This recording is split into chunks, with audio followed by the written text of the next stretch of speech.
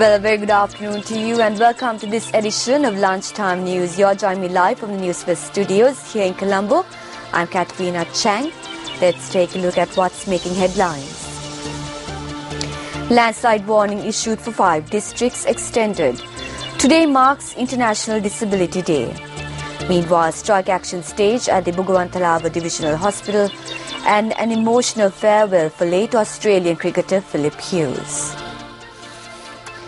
Now on to those stories in detail. Due date to submit the postal vote application for government workers who will be engaging in election duty ends at midnight tomorrow. The Election Secretariat noted that the deadline will not be extended under any circumstances. The applications which have been given to the certification of the department heads should be forwarded to the district elections officers immediately. Elections Commissioner Mahinda Deshapriya pointed out that postal vote applications are being received at a very slow pace. The Election Secretariat says that so far 9 candidates have placed their bonds for the upcoming presidential elections. The Election Secretariat added that bonds have been placed by an independent party as well, while the rest are candidates from accepted political parties. The placing of bonds for the election will conclude on the 7th of December. Meanwhile, the Ministry of Education noted the commencement date for the 2015 academic year for schools will not change due to the presidential election.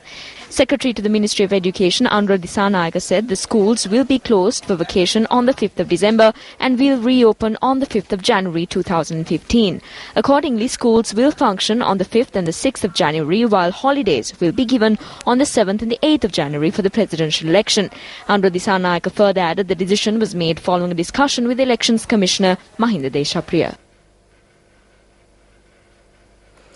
Landslide warnings have been issued to 6 districts.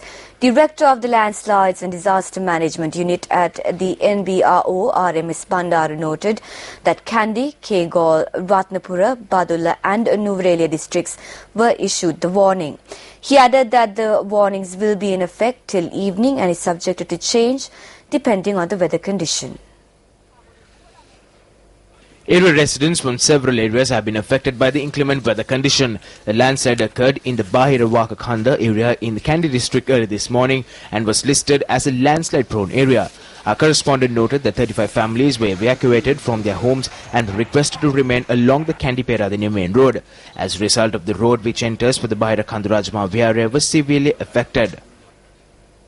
Director of the Landslide Monitoring Unit of the NBRO, RMS Bandaru, states that investigations have commenced with regard to the future risk of landslides occurring in the area.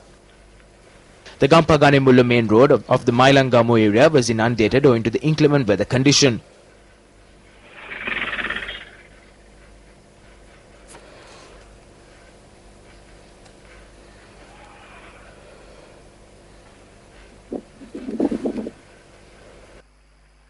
The Elbow Junction, located at the entry point of the Dunghinda Alla along the Badulla Mahayangane road, has been identified as a landslide-prone area. Our correspondent noted that the crack marks have appeared along this route. A group of doctors and hospital staff attached to the Bugawantalawa Divisional Hospital are currently staging a strike.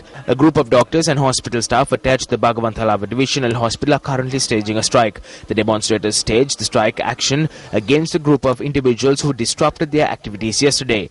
The strike action was staged following the hospitalization of a mother and a daughter who were severely injured following an earth slip on Monday. The demonstrators charged that the doctors had been negligent on attending to the daughter, who was in a critical condition upon admission to hospital. The mother succumbed to her injuries upon admission. Meanwhile, 25 families residing in the Opatawata area in Kotaketa, Godakavela were relocated to a secure location due to the risk of landslides. Assistant Director of the Ratnapura Disaster Management Centre, Nimal Bandaru, stated that 85 persons have been housed at the school since last night. Measures have been taken to provide cooked meals to those affected. Now, today is International Disability Day. The theme for Disability Day is Sustainable Development, the Promise of Technology. 8% of the Sri Lanka's population are faced with disability. General Secretariat of the Disability state that there are around 14,000 disabled students who do not receive education. Minister of Social Welfare Felix Pereira stated that there are a number of social projects which are currently being implemented by the ministry. Our government has conducted many projects for those who are disabled not out of pity but in order to intervene for them. We are hoping to present a policy to the President tomorrow stating that rupees 3,000 will be allocated for those who come from low-income earning families. Through this, we hope to clearly state their needs and provide 750 rupees per child faced with the disability. They will not be left alone. We hope to assist them economically in order to provide development.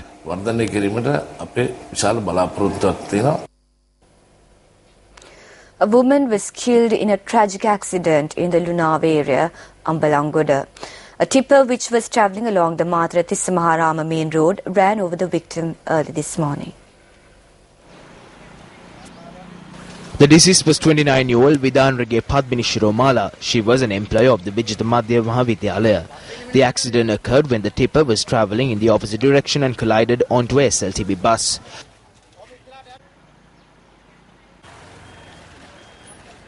The driver of the tipper and the bus has been taken into custody and the body of the deceased is currently lying at the Ranna Zonal Hospital.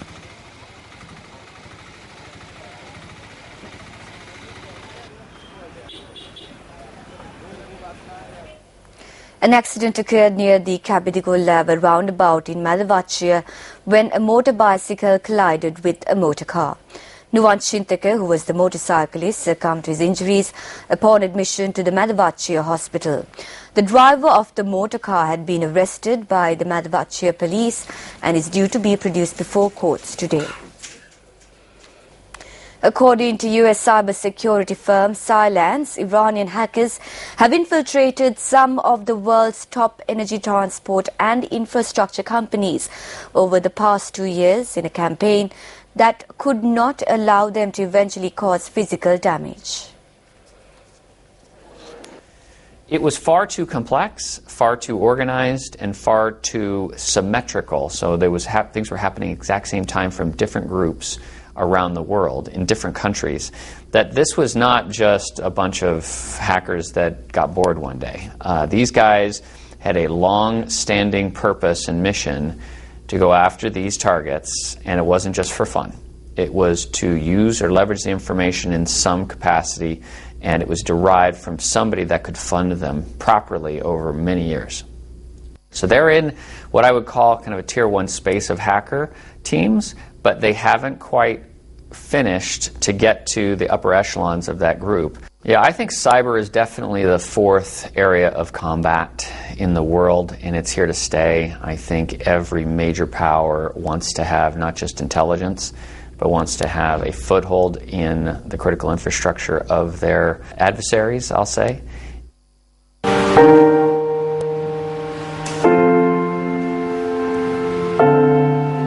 I had a lot of paddock around me, so I used to play all sports, rugby league, or used to swim and play cricket, anything as a kid growing up with my brother and a few mates, and because we had a lot of land too, so used to just run around on the park and on the farm, and yeah, that's how it sort of kick-started.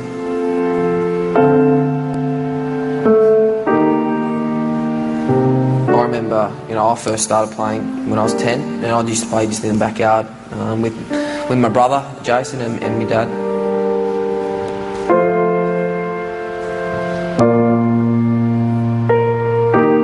Maiden 100 in Test match cricket. Goes in the air, it's going out the ground. What a way! What a way to get to your first Test 100. Philip Hughes in just his 2nd Test. Look at the reaction from Ricky Ponting.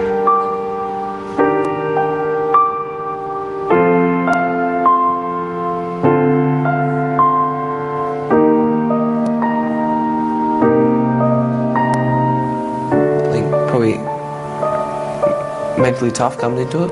It's probably a big part of myself. You have a good day, boys. Did Craig come? That's nice, that's good. His old man? Did he have his West flag?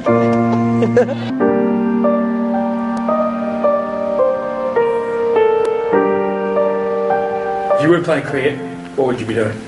So I'd be on the farm, no doubt. I wouldn't be living in the city. I'd be on the farm with Dad, with the cattle, Angus stud cattle, and that's what I love. When I'm off the pitch, off playing cricket, that's what I do in my downtime. If I have the time away, I'll go back to the family.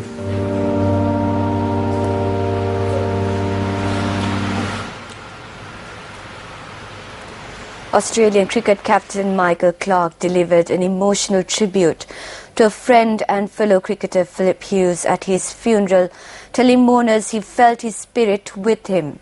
Hughes' funeral service took place today in a packed school hall in his hometown of Maxwell, New South Wales, a small town on Australia's eastern coast where he was raised on a banana and beef farm. That he is now living in your kingdom. May we one day join him and together share the joy of eternal life. The streets of Maxwell were decorated with cricket bats following social media-led tribute. Mourners gathered to watch from the school fields outside, while Australian television broadcast the funeral live. It was also screened on big screens at Australia's major cricket grounds. Around 5,000 people attended his funeral in his hometown of Maxwell. Many recognizable faces were in attendance: current Australian players and Virat Kohli, Ravi Shastri, Glenn McGarrett, Adam Gilchrist, Brett Lee, Rod Marsh were few of them. The ceremony was incredibly emotional with tribute from his brother Jason and sister Megan. My promises to you: firstly, I'll take good care of Mum, Dad, Megan, and of course your beloved cows. And now it's time to say goodbye, brah. Take care. I miss you. I'm so proud of you. Thank you again for all the memories. I love you now and forever. Love your big brother, Jace. I am so honoured to call you my brother, my best friend and my hero. You certainly have changed the way I look and appreciate life. I promise I will never take anything for granted from this day forward and take any opportunity that comes my way. I know now it's time to say goodbye, but over the last few days I have realised goodbye isn't forever. Until next time, I love you, big brother. A heartfelt eulogy was delivered by Nino Ramono before Australian captain Michael Clarke struggled to keep up his emotions at bay as he remembered his great friend and teammate. Philip's spirit, which is now part of our game forever, will act as a custodian of the sport we all love. We must listen to it, we must cherish it, we must learn from it. We must dig in.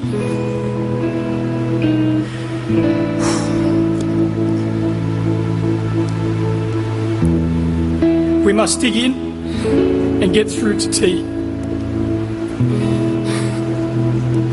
And we must play on.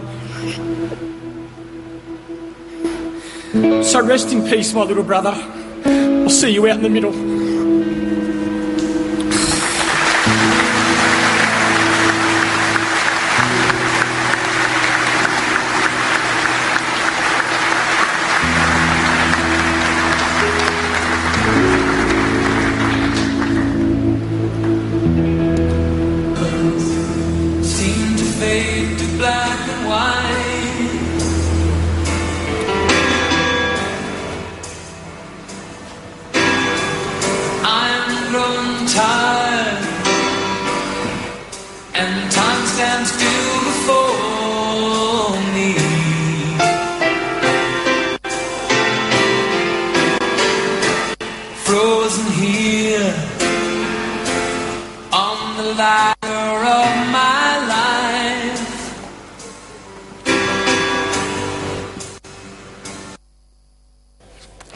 Now that, of course, was an emotional tribute and a cricketer gone too soon.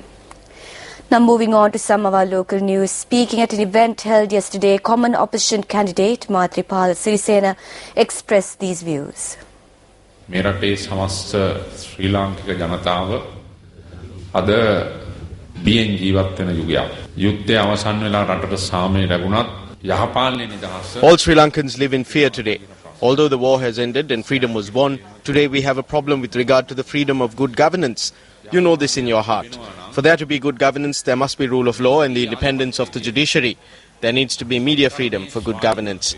Telephone calls to the offices of the newspapers in the mornings and evenings control the news that is published, even the photographs that are published. If there are a large number of people attending a rally where an anti-establishment view is being expressed, then the newspapers receive a call from temple trees asking them to only publish small photographs which do not show the crowds.